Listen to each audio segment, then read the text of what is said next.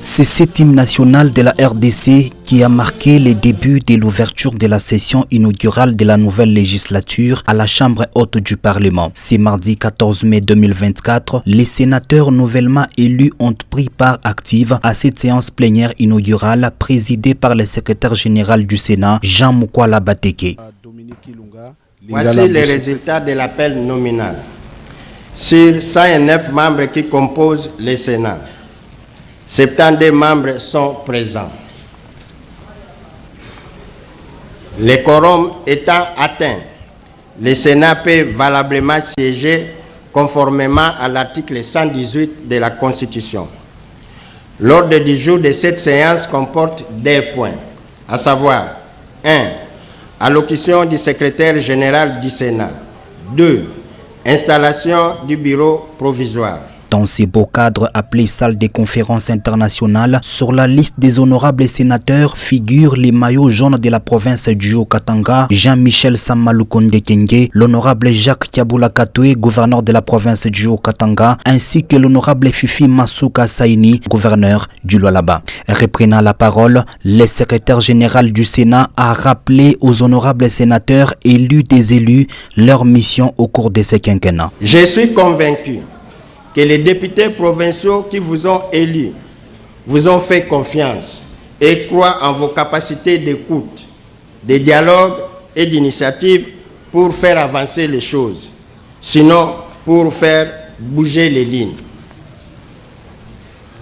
C'est dans ce contexte que le Sénat est souvent considéré comme une chambre des sages du fait de votre élection au second degré. En un mot, vous êtes le produit fini de l'expression populaire. Votre apport devrait contribuer à mettre fin à la guerre qui dévaste notre pays depuis près d'une trentaine d'années par le truchement d'une diplomatie parlementaire plus agissante. Au cours de cette séance plénière, l'honorable sénateur Pascal Kindwelo, âgé de 85 ans, a pris la tête du bureau d'âge du Sénat, suivi de l'honorable sénateur Kazadi Kankonde Ivan et de Moïse Ekumbo Lungulu, qui occuperont les postes de secrétaire du bureau provisoire du Sénat. Je voudrais rappeler que, conformément à l'article 114, alinéa 1er, point 1 de la Constitution, le bureau provisoire est dirigé par les doyens d'âge, assistés des 2 sénateurs les moins âgés. Eu égard à cette disposition, et au-delà des constats de la CENI, les services du greffe du Sénat, par le biais du bureau de chancellerie de la direction des séances, ont aussi minutieusement compulsé les dossiers physiques des sénateurs élus transmis à l'administration du Sénat par la CENI.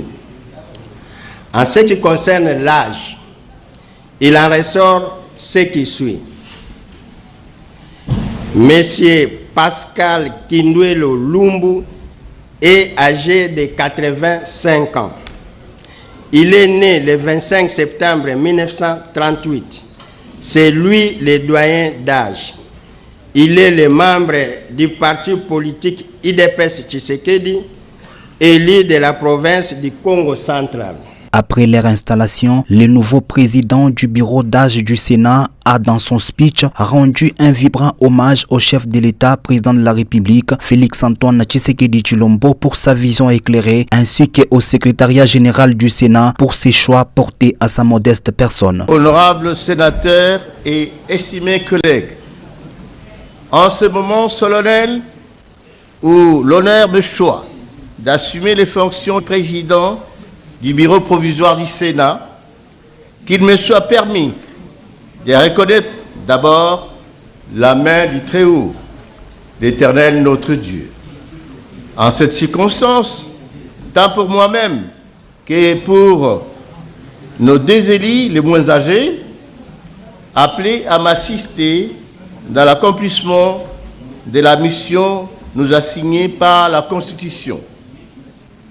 J'ai saisi l'occasion, au nom du bureau provisoire, de rendre un vibrant hommage au chef de l'État, Félix-Antoine Tshisekedi Tshilombo, pour sa vision éclairée de la bonne marche des institutions. Également féliciter chacune et chacun de vous individuellement pour son élection comme sénateur, élu des élus, dignes représentants des provinces.